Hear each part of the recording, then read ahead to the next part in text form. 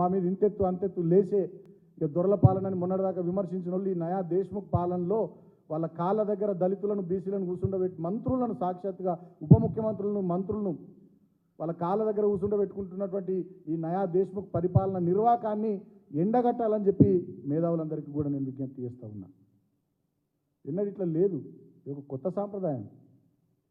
అంటే 75 ఏళ్ల స్వాతంత్ర భారత చరిత్రలో ఎన్ని పోరాటాలు జరిగినా, ఎన్ని పెను మార్పులు చోటు చేసుకున్నా,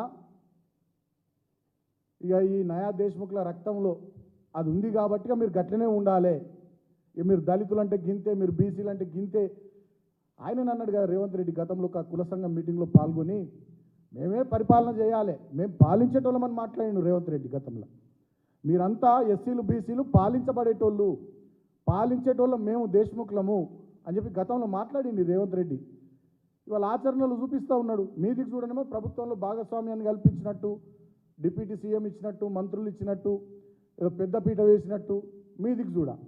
ఆచరణ కాడికి వచ్చేసరికి వాళ్ళ కాళ్ళ దగ్గర కూర్చుండబెట్టుకోవడం. అంటే ఆయన ఏదైతే గతంలో మాట్లాడిండో దాన్ని అంతా వాళ్ళ ఆచరణలు చూపిస్తూ ఉన్నాడు. ఆయన నైజం నేను గతంలోనే చెప్పిన, విష్ణూరు రామచంద్రారెడ్డి, ఎర్రపాడు ప్రతాప్ రెడ్డి, ఆ దేశ్ముఖ్ల కోవలోనే ఈ నయా దేశ్ముఖ్ రేవంత్ రెడ్డి ఆలోచన, ఆచరణ, ఆయన నైజం, ఆయన పద్ధతి, ఆయన వ్యక్తిత్వం, ఆయన వ్యవహార శైలి అన్నీ అలాగే ఉన్నాయి. వాటికి నిదర్శనమే ఇవాళ ఈ సంఘటన.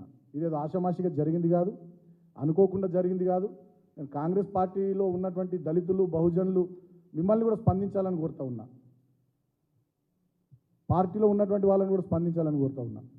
కాంగ్రెస్ హైకమాండ్ కూడా దీని మీద స్పందించాలి డెఫినెట్గా.